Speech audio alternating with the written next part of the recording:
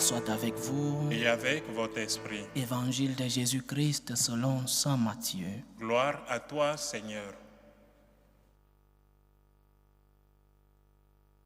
En ce temps-là, Jésus prit la parole et dit : Venez à moi, vous tous qui peinez sous le poids du fardeau, et moi je vous procurerai le repos.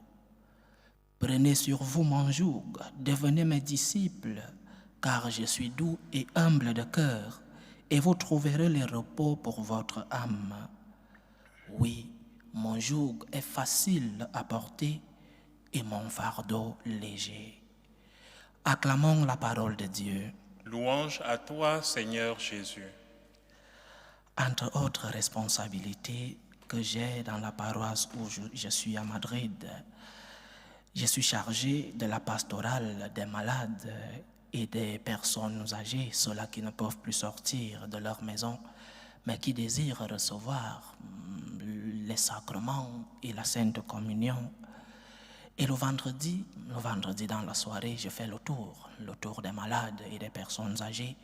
Je reste avec eux pendant quelque temps et nous parlons, nous discutons. Pour ceux qui ont besoin de l'onction des malades, je leur donne la communion aussi. Et il y a quelques semaines, en rentrant de cette pastorale un vendredi, juste devant les meubles où je rends visite aux derniers malades de la journée, j'ai croisé un groupe de jeunes un vendredi soir, un groupe de jeunes dans un bar, une bonne dizaine de jeunes en train de se défouler un vendredi soir. Et certains de ce groupe, j'étais habillé en prêtre bien sûr, et m'ont reconnu comme prêtre. Et certains m'ont interpellé, avaient besoin de me poser quelques questions. J'avais un peu de temps au retour à la paroisse. Et oui, je me suis assis avec eux. Certains avaient des doutes dans leur foi. D'autres disaient ne pas croire en Dieu. Et ceux qui me disaient qu'ils ne croyaient pas en Dieu ou alors qu'ils ne croyaient plus en Dieu me donnaient des arguments du mal, des douleurs qu'ils ont vécues eux ou alors que certaines personnes proches d'eux ont vécu. Un d'entre eux me disait que ma grand-mère, celle-là qui était le centre de notre famille, est partie. Et quelle douleur! Quel est ce Dieu qui peut accepter que la personne qui porte le fardeau, le poids de la famille puisse partir, alors que nous qui sommes les petits-fils, nous n'avons pas encore l'âge de pouvoir prendre le relais. Non? Quel est ce Dieu si cruel qui nous fait tant souffrir? Et un autre me disait, mon père, je suis un jeune très brillant à l'école, mais j'ai un problème. Mon problème, c'est qu'à la maison, je n'arrive pas non seulement à faire les travaux physiques, parce que physiquement, je suis très maladif, mais intellectuellement, je suis vraiment, comme on dit ici en Espagne, je suis un crack.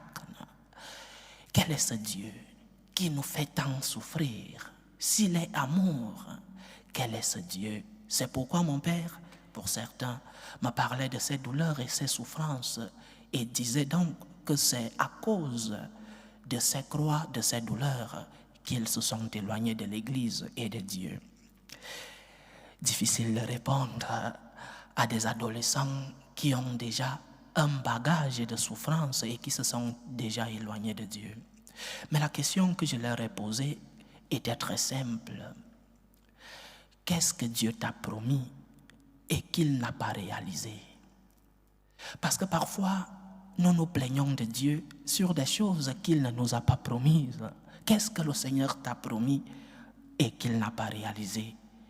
Il y eut un silence. Personne n'osait plus parler des souffrances, des douleurs, des deuils. Silence dans ce petit groupe. Qu'est-ce que le Seigneur t'a promis et qu'il n'a pas réalisé?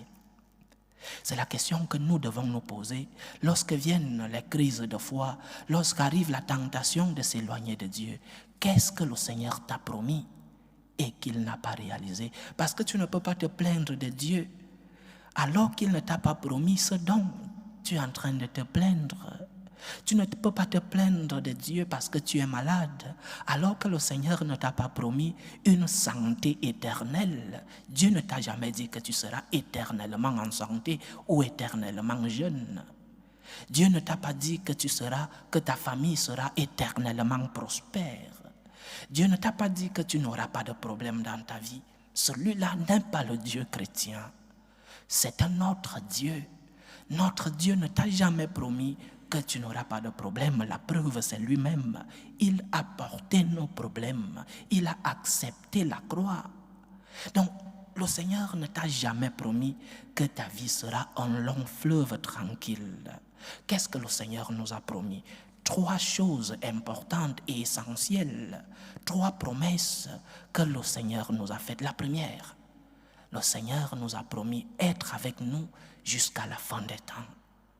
Et il accomplit sa promesse. Comment? Les sacrements. Il est resté dans l'Eucharistie pour que nous puissions le voir, le toucher, et pour être avec nous jusqu'à la fin des temps, pour nous consoler. Les sacrements sont ces aides que le Seigneur nous donne lorsque nous sommes dans nos moments de faiblesse pour que nous puissions être proches du Seigneur. Dieu t'a promis d'être avec toi jusqu'à la fin des temps. Et être avec toi ne signifie pas que tu n'auras pas de problème.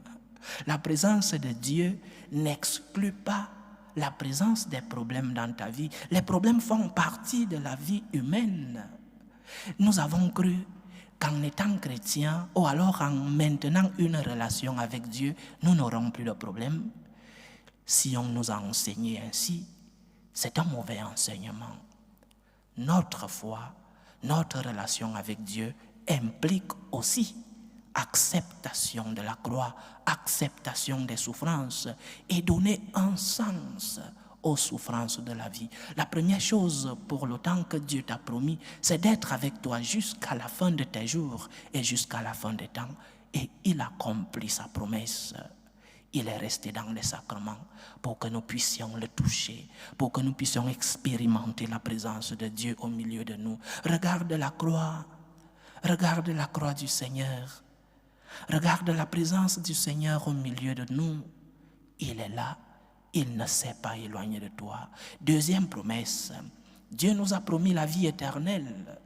Il nous a promis qu'après notre passage sur la terre, il nous prépare une place auprès de son Père au ciel.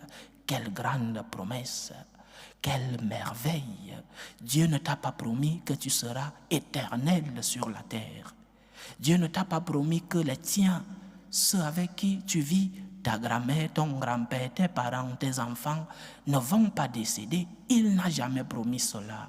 Dieu t'a promis la vie après la vie ici sur la terre. Quelle grande promesse! Être avec le Christ, être avec notre mère, la Sainte Vierge Marie, et être avec ceux-là qui nous ont précédés et qui, peut-être, le Seigneur, par sa grâce et sa miséricorde, a accepté auprès de lui. Première promesse, Dieu veut être, il t'a promis d'être avec toi jusqu'à la fin des temps, les sacrements. Deuxième promesse, le Seigneur t'a promis la vie éternelle, la vie après la vie de la terre. Et troisième promesse, c'est le sujet de l'évangile d'aujourd'hui. Venez à moi, vous tous qui êtes sous le poids du fardeau, et je vous donnerai du repos. Le Seigneur ne t'a pas promis que tu n'auras pas de problème. Il t'a promis que dans tes problèmes, il te donnera du repos. Vous qui peinez sous le poids du fardeau, il ne te dit pas, je vous enlèverai vos problèmes. Il dit, je vous procurerai le repos. Et ce repos, nous l'expérimentons lorsque tu es dans les problèmes et que tu invoques le Seigneur avec foi. Lorsque tu es sous le poids du fardeau et que tu lèves les yeux au ciel, tu regardes la croix, avec foi tu demandes de l'aide au Seigneur, il te procure ce repos. Il accomplit sa promesse, il accomplit sa promesse dans nos vies. Il ne t'a pas promis que tu n'auras pas de problème, chère sœur. Dieu ne t'a pas promis que tu n'auras pas de problème, cher frère. Il t'a promis le repos lorsque tu seras sous le poids de ton fardeau. Alors ne nous plaignons pas lorsque la croix arrive. Ne nous plaignons pas lorsque la passion dans notre vie arrive. Ne nous plaignons pas lorsque les souffrances arrivent en disant que le Seigneur nous a abandonnés. Dieu ne t'a pas abandonné. Dieu te donne le repos parce qu'il ne t'a pas promis enlever les problèmes de ta vie. Il t'a promis la consolation. Il t'a promis le repos lorsque tu seras sous le poids du fardeau. Alors ne te plains pas de Dieu. Ne t'éloigne pas de Dieu parce que tu es sous le poids du fardeau. Parce que, entre autres choses, si tu t'éloignes de Dieu, le problème continuera. Si tu es malade, ce n'est pas en t'éloignant de Dieu que tu seras guéri. Ce n'est pas en t'éloignant de Dieu que cette personne que tu as perdue va ressusciter. Ce n'est pas en t'éloignant de Dieu que tu vas retrouver la santé que tu as perdue. Au contraire, tu porteras ta croix et en ce moment-là, tu seras seul. Parce que tu n'auras personne qui te console.